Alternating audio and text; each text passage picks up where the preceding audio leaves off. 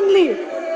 आपने कहा भारतीय जनता पार्टी वाले कह रहे हैं जी कि आम आदमी पार्टी वाले चोर हैं, गुंडे हैं, लुटेरे हैं, पापी हैं, नालायक हैं, घमंडी हैं, कातिल हैं, डरपोक हैं, हत्यारे हैं, नालायक हैं। और मुझे लगता है इतनी गरिमापूर्ण बात जो आज है नहीं आपके विधायक जी, वो क्या नाम है उनका, सीएजी पर नहीं बोल रहे आप, महरौली वाले विधायक जी ने कहा। और मुझे उम्मीद है मुद्दों पर बात करिए ना, आपको सदन की आपके गरिमा पास का सीएजी पर तब भी बोलने के ध्यान लिए रहा है। होगा जब महरौली के विधायक ने कहा कि आतिशी सूर चलिए, नखा है। धन्यवाद। हमने सब बात मान ली, हम हैं चोर, हम हैं गुंडे, हम हैं नालायक, सब बात हम मान लेते हैं आपकी, ठीक है जी।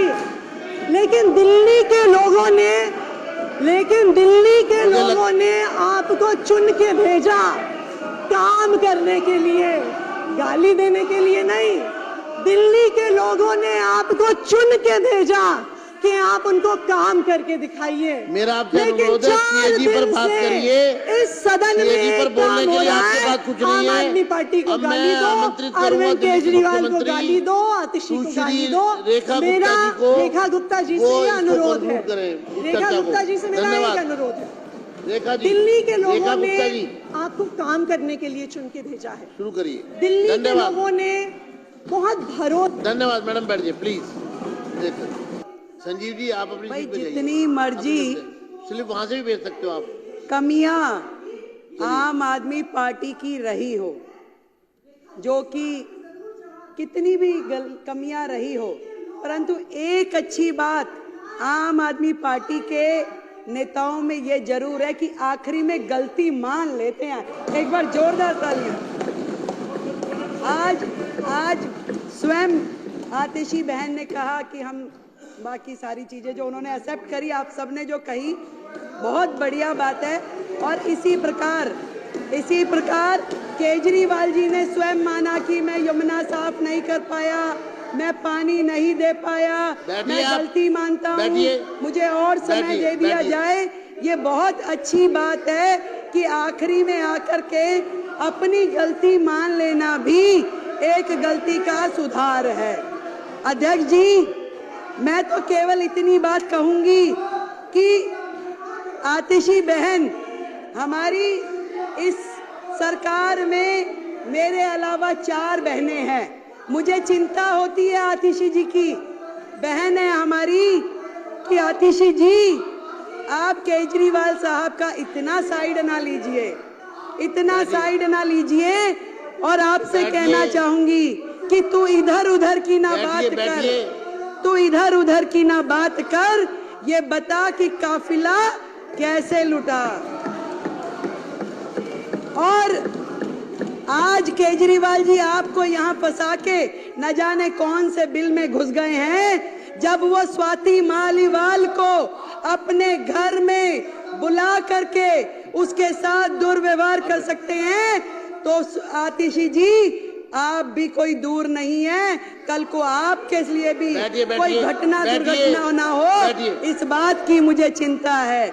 जब स्वाति मालीवाल के साथ कुछ हो सकता है, उसको घर में बुला के राज्यसभा सांसद को, आतिशी जी आप हमारी बहन है, मुझे चिंता है आपकी, आपको ध्यान रखना चाहिए। बैठिए, मुझे कार्रवाई, मैं चेतावनी देता हूँ विपक्ष को। अध्यक्ष जी, सीएजी की चर्चा पर, अध्यक्ष जी, सीएजी की रिपोर्ट पर अब मेरी बारी में ये लोग ऐसे बोलेंगे, और मुख्यमंत्री थोड़ी सभ्यता रखनी चाहिए, करने दीजिए, थोड़ी सभ्यता रखें। आप साथी हो हमारे, थोड़ी सभ्यता रखें। बात ये भी नहीं है कि अस्पताल में हेल्थ विभाग के द्वारा जो बजट दिया गया वो उपयोग हुआ कि नहीं।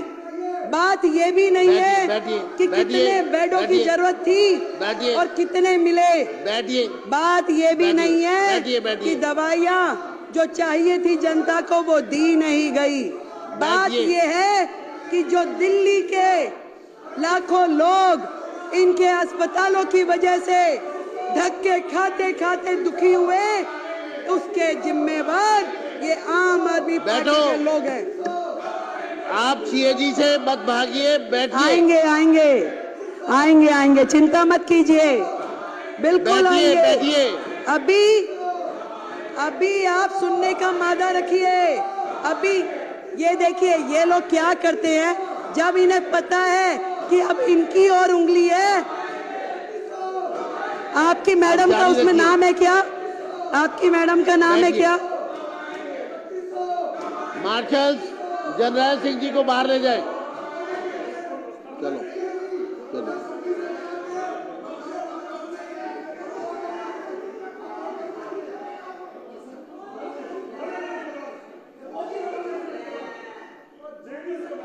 धन्यवाद, धन्यवाद अध्यक्ष जी, धन्यवाद, धन्यवाद। इस तरीके से हाउस का समय बर्बाद करना असल में तो इनकी नीयत ही नहीं है। इन्हें मालूम है कि ये जो रिपोर्ट, अभी तो केवल मात्र 2 रिपोर्ट सदन पटल पे लाई गई हैं, तो इनके होश उड़ गए हैं। पूरे के पूरे अखबार, पूरा मीडिया, पूरे चैनल्स रोजाना सुबह से शाम तक इनके काले चिट्ठे खोलते हैं और ये सोच रहे हैं कि बाकी की 12 आ जाएगी तो इनका क्या हाल होगा, क्योंकि ये पूरी तरीके से सर तक भ्रष्टाचार में डूबे हुए हैं। केवल ध्यान डाइवर्ट करने के लिए अलग अलग प्रकार के मुद्दे लेकर के आते हैं। मैं आपको अध्यक्ष जी बताना चाह रही थी कि सिर्फ ये विषय नहीं है कि जो अस्पताल में बजट कम यूज हुआ, कोविड के समय बजट कम यूज हुआ, कम बिस्तरों का उपलब्ध कराए गए। बात यह है कि उस समय के दौरान जो लाखों लोगों ने तकलीफें सही, जो मरीजों के दिल पे गुजरी, जो पूरी तरीके से अस्त व्यवस्था देख करके डॉक्टरों के मन पे गुजर रही होगी, वहां के स्टाफ पे गुजर रही होगी, जो परिवार जानों के साथ घटनाएं घट रही होंगी, आज उसको सोचिए तो दिल दहल जाता है। शर्म आनी चाहिए उनके माननीय विधायक को कि जब अशोक गोयल जी कोविड की चर्चा कर रहे थे, परिवारजनों के मरने की बात कह रहे थे, शमशान घाट पे जगह नहीं मिल रही, ये बातें कह रहे थे, तो वो विधायक मुंह खोल के जो हंस रहे थे। शर्म आनी चाहिए। मैं आज इस सदन के माध्यम से ये पूरा का पूरा दिल्ली सरकार का स्वास्थ्य विभाग और दिल्ली सरकार के अस्पताल स्वयं बीमार हैं, खुद ही बीमार हैं। इसको इलाज की जरूरत है। पहले एक एक उनका डिपार्टमेंट, एक एक चीज, डॉक्टर बेबस है, पूरी व्यवस्था बेबस है। आपदा के पिछले ये 10 साल स्वास्थ्य के नाम पे केवल भ्रष्टाचार हुआ है अध्यक्ष जी, केवल भ्रष्टाचार। केवल वो मुद्दे नहीं है जो इस सीएजी की रिपोर्ट में है। बात यहीं खत्म हो जाती तो और बात थी, बात तो अभी शुरू हुई है। अभी तो इनके काले कारनामे खुलने शुरू हुए हैं।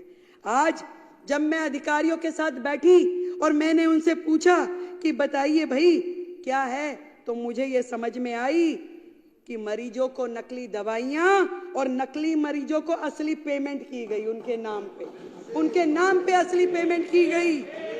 और मोहल्ला क्लिनिक की तो जो हालत है, मोहल्ला क्लिनिक की तो ये हालत थी जहां मरीज भी नकली, जहां पे टेस्ट भी नकली, जहां दवाइयां भी नकली, परंतु एक चीज असली रही, पेमेंट असली हुई है, बाकी सब कुछ नकली।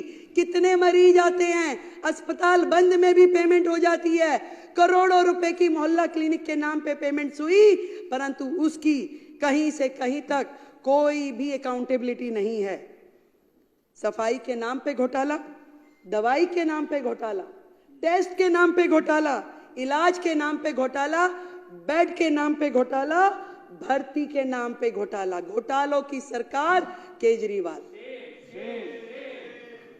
ना डॉक्टर, ना नर्स, ना पैरामेडिकल हमारा स्टाफ। कितनी कमियां हैं वो मेरे बाकी के साथियों ने बताई। फिर भी मैं आपको ये बताना चाहूंगी कि जो नर्सिंग स्टाफ है, जो सेंशन है, वो 7,977 में से केवल 5,791 हैं। 2,186 नर्सिंग स्टाफ की सीट्स आज भी वेकेंट है। आप मानिए कि अस्पताल में यदि 2,000 नर्सों की कमी है तो उन अस्पतालों की क्या स्थिति चल रही होगी। आज भी ड्यूटी मेडिकल ऑफिसर 234 सीटें खाली आज भी है। वो कैसे चल रही है, कहां पे उनकी ओपीडी हो रही है, जितना भी स्टाफ है, एक एक विभाग, यहाँ तक कि पैरामेडिकल जो पोस्ट है उसमें भी 2796 पोस्ट आज भी खाली पड़ी हैं। किस तरीके से ये अस्पताल चलाए जा रहे हैं अध्यक्ष जी, मैं ये जानना चाहती हूँ। घोटालों की सरकार ने 10-10 हजार रुपए में जो कॉन्सेंट्रेटर मशीन थी उसको लाखों रुपए में खरीदा। 10 रुपए का वो N95 वाला मास्क जो था वो 150 रुपए में खरीदा। और शर्म की बात ये है, खरीदा तो खरीदा, उपयोग हो जाता तो दर्द नहीं होता। दर्द इस बात है आज भी हमारे अस्पतालों में पूरे के पूरे गोदाम कमरे भरे पड़े उन सामानों से जो जनता की गाड़ी खून पसीने की कमाई से किया गया है। आज भी पीपी किट, मास्क, कॉन्सेंट्रेटर मशीनें, सिलेंडर अस्पतालों में भरे पड़े हैं जिनका कोई उपयोग नहीं हो रहा। ना तो वो जनता के काम आ पाए, ना मरीजों के काम आ पाए। खरीद कर ली गई, लाखों रुपए का, करोड़ों रुपए का घोटाला हो गया, आज भी वो अस्पतालों के गोदामों में पड़े हुए हैं। कितने शर्म की बात है। एक एक अस्पताल का गोदाम जाके खोल के देखिए, वहां पे क्या क्या पड़ा हुआ है, मिट्टी हो रहा है, परंतु इनके कान पे जूं नहीं रेंगती। कितनी बुरी स्थिति है। कितनी सारी बीपी मशीनें खरीदी गई, पेमेंट हो गई, परंतु कहां गई, कौन इस्तेमाल कर रहा है, कोई अकाउंटेबिलिटी नहीं है। कहां पे हो रहा है ये सब। ICU, CCU, operation theatre, MRI, सारी की सारी मशीनें, कोई रेट फिक्स नहीं है, कोई दर नहीं, कहां किस तरीके से खरीद हो रही है, कोई पूछने वाला नहीं था।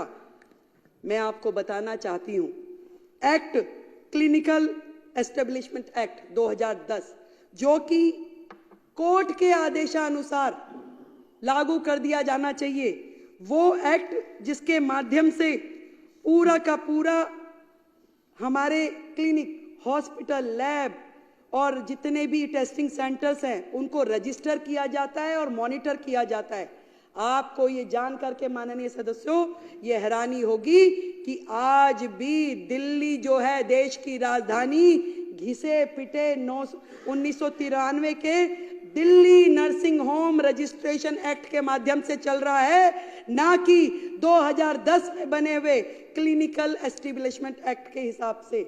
क्योंकि इस पूरे एक्ट के माध्यम से अगर चलते तो वहां पे बहुत सारी चीजों की जवाबदेही तय हो जाती, परंतु पुराने नियमों के अनुसार जब वो काम कर रहे तो उनको कोई मतलब ही नहीं, क्योंकि बहुत सारी चीजें उसमें कवर ही नहीं होती। जो मर्जी करें, कोई पूछने वाला नहीं है।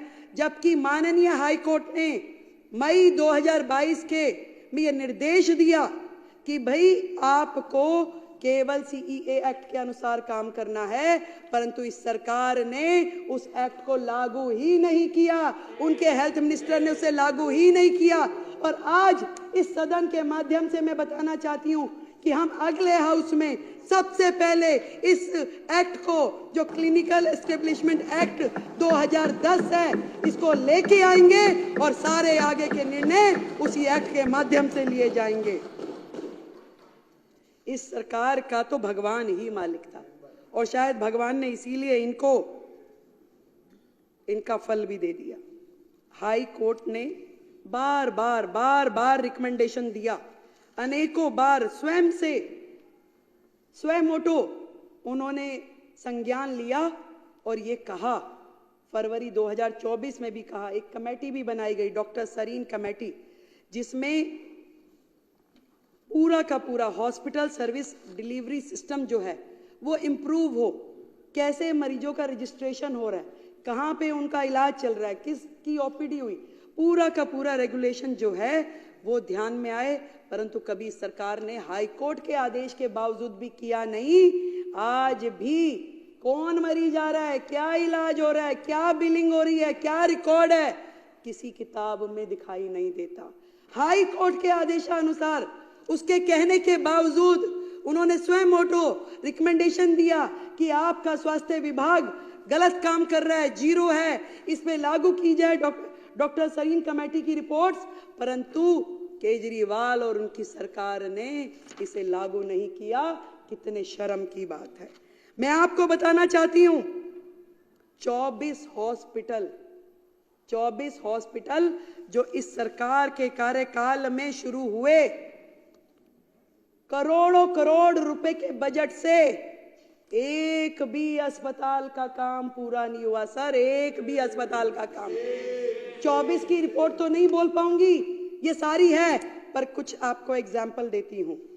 आपको बताना चाहूंगी, एलन हॉस्पिटल जिसका इनिशियल सेंक्शन कॉस्ट जो था 533 करोड़ था, शुरू हुआ 2019 में, परंतु आज की डेट में भी 2019 से अब तक 65% काम कंप्लीट हुआ है, और रिवाइज कॉस्ट जब आई तो 1135 करोड़ रुपए की, डबल ऑफ द कॉस्ट, और आज भी काम पूरा नहीं हुआ। आज फिर रिवाइज कॉस्ट की जरूरत है, और आज उसमें फिर कितने 100 करोड़ बढ़ाने पड़ेंगे वो पता नहीं। और ये वो प्रोजेक्ट है जिसमें पीडब्ल्यूडी ने कॉन्ट्रैक्टर को 95 करोड़ रुपए की पेनल्टी पे की है, 95 करोड़ रुपए की पीडब्ल्यूडी ने, सरकार ने कॉन्ट्रैक्टर को पेनल्टी दी है। क्या ये सरकार, इस 95 करोड़ का हिसाब कौन देगा? इस 95 करोड़ जनता के पैसे का भुगतान कौन करेगा? ये सुन नहीं सकते थे, इसलिए यहां से चले गए। यहाँ इन्हें पता दिया होगा कि भाई मैडम ये बोलने वाली है। 7 अस्पताल जो कि कोविड टाइम में होने थे, बनने थे, जो कि कोविड टाइम में विशेष रूप से आईसीयू हॉस्पिटल बनने थे, एक भी अस्पताल बना ही नहीं। कोविड आया चला गया, एक भी अस्पताल नहीं बना, कोई तो शुरू ही नहीं हुआ। कोई आज भी केवल पोटा कैबिन जैसे स्ट्रक्चर खड़ा कर दिया गया जिसमें कि एक भी फैसिलिटी ऐसी नहीं है। आज भी वो जो 1216 करोड़ रुपए के अस्पताल है वो मिट्टी हो गए हैं, जीरो हो गए हैं। आज भी उनको वर्केबल कंडीशन में लाने के लिए और 1200 करोड़ रुपए लगा दें तो भी कामगार नहीं है, तो भी वो उपयोग नहीं होंगे। इसका हिसाब कौन देगा? ये बात इनको पता थी, इसलिए वो यहां से चले गए। एक एक अस्पताल करोड़ों करोड़ रुपए का, एक भी अस्पताल का काम इन्होंने पूरा नहीं किया।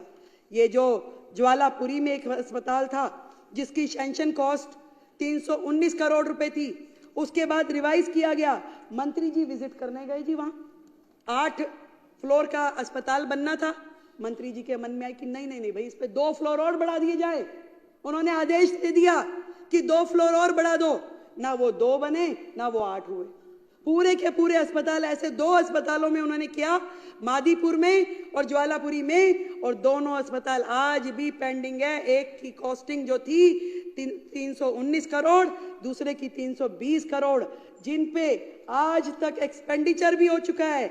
एक पे 247 करोड़ और दूसरे पे 252 करोड़, पर उसकी वैल्यू मिट्टी हो गई, कुछ भी काम आने की स्थिति में नहीं है। मैंने अधिकारियों से पूछा कि बताइए भैया, ये 24 अस्पतालों को कैसे वर्केबल कंडीशन में लेके आएंगे, क्या करेंगे? वो कह रहे मैडम, इतना अनप्लैंड वे में काम होता था, किसी को यही नहीं पता था कि अस्पताल है तो उसमें क्या क्या चीज की आवश्यकता है। वहां पे मोर्चरी होनी चाहिए, वहां पे आईसीयू होना चाहिए, वहां पे रिसेप्शन होनी चाहिए, कि वहां पे क्या होना चाहिए। एक एक प्रोजेक्ट में इतनी खामियां है कि इसके लिए अलग से एक कमेटी बनानी पड़ेगी, और उस समय के तत्कालिक अधिकारी भी जो हैं उनको भी कटघरे में खड़ा किया जाएगा कि ऐसे अनवर्केबल जो प्रोजेक्ट है उनको सैंक्शन कैसे किया गया, कैसे उसमें करोड़ों रुपए की लागत लग गई। अगर इन 24 प्रोजेक्ट की इन प्रोजेक्ट की कॉस्टिंग ही अगर हम कैलकुलेट करें तो भी दिल्ली का करोड़ों करोड़ रुपए का नुकसान हो चुका है। ये बात इनको जवाब देना पड़ता, इसलिए ये हाउस में से चले गए हैं। एक और बात बताना चाहूंगी, 2014 के बाद से लेके अब तक एक एक्ट होता है, एसेंशियल ड्रग्स की लिस्ट बनती है। सरकार वो लिस्ट बनाती है कि आपके जितने भी लोकल प्रिक्योरमेंट जितनी हो वो उसके माध्यम से हो, वो दवाइयाँ जो है उस रेट पे और वो दवाइयाँ खरीदी जा सके। 2000 के बाद से इन्होंने एसेंशियल ड्रग लिस्ट बनाई ही नहीं, उसी लिस्ट पे काम करते रहे। जबकि किसी राज्य में वो 1 साल में रिवाइज होती है, किसी में 2 साल में होती है, परंतु होती जरूर है। उसको ऐसा नहीं होता कि सालों साल चलाए रहो। और इसका नुकसान ये हुआ कि हर अस्पताल ने अपनी ही लिस्ट निकालनी शुरू कर दी। अपना ही लोकल काम करना शुरू कर दिया। और उसमें आप सोचिए कि कितना घोटाला हुआ होगा, जो कि अभी सामने आना बाकी है, सामने आना बाकी है। कोई इनकी सेंट्रल परचेजिंग नहीं, हर अस्पताल को छूट है कि भैया अपना कीजिए जो आप करना चाहते हैं। हेल्थ और फैमिली वेलफेयर डिपार्टमेंट ने 15 प्लॉट डीडीए से खरीदे 684 लाख में। वो 15 प्लॉट खरीदे गए थे हॉस्पिटल बनाने के लिए, डिस्पेंसरी बनाने के लिए, परंतु दुख है मुझे, एक भी साइट का उपयोग अभी तक हुआ नहीं है। वो जीरो है, वहीं पड़ा है। करोड़ों रुपए की जमीनें लेकर के उसे डंप कर दिया गया। अब इसके पीछे क्या षड्यंत्र था वो तो ये जाने या राम जी जाने, परंतु इस तरह के जितने मुद्दे हैं इससे ये पता चलता है। वो एक कहानी सुनाती हूँ छोटी सी, मुझे याद आ गई।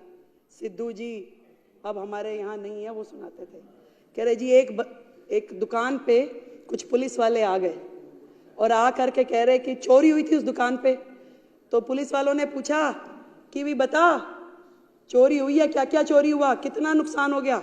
और वो पुलिस वाले बात करते जाएं और वहां पड़े हुए बादाम और काजू खाते जाएं, हाथ में मुट्ठी भरी खाते खाते बात करते रहे कि बताओ भाई और क्या क्या हुआ, कितना नुकसान हुआ। कह रहे सर नुकसान तो अभी चल ही रहा है, पूरा हुआ कहाँ है। तो नुकसान तो अभी चल ही रहा है, अभी पता नहीं चला कि कितना नुकसान और है, जिसकी परतें अभी खुलनी बाकी है। ये बात करते हैं कि महिलाओं को 2,500 रुपए कब देंगे। करोड़ों करोड़ रुपए के कर्जे में डूबी हुई इस दिल्ली सरकार की हालत इन्होंने जिस प्रकार से छोड़ी है, ये हमसे इनकी औकात नहीं है। हमसे पूछे कि ये 2,500 रुपए हम कब देंगे, हमारा वायदा है हम जरूर देंगे, पर इनकी हैसियत नहीं है कि वो हमसे पूछे कि हम ये 2,500 रुपए कब देंगे। मैं आपको ये कहना चाहती हूँ, चोर चोरी से जाए ऐसा हो नहीं सकता। ये चोरी की जो आदत है इनकी लगातार जिस तरीके से चल रही है, बच्चों के स्कूल के क्लासरूम में चोरी, सड़कें बनाने में चोरी, इलाज में चोरी, ठेकों में चोरी, शराब तक में चोरी, जितने भी काम हैं प्रदूषण में, यमुना सफाई में, सब में चोरी। चोरी यहीं रुक जाती तो शायद पता चलता, पर उससे बड़ी चोरी एक और बताती हूँ। यहां तक कि दिल्ली सरकार के सोशल मीडिया हैंडल्स की भी चोरी।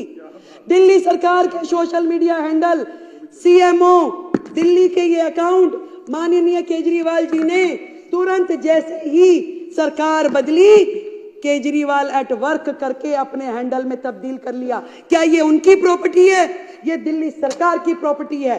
ये आतिशी जी का ये अकाउंट, ये भी आज तक इन्होंने वापस नहीं किया। चाहे इंस्टाग्राम हो, चाहे फेसबुक, चाहे ट्विटर, एक भी अकाउंट ये इन्होंने वापस नहीं किया। हमने इनकी कंप्लेंट दर्ज कराई है। जो सोशल मीडिया अकाउंट की भी चोरी करके ले गए, उनसे आप क्या उम्मीद करोगे कि वो और क्या छोड़ के जाएंगे।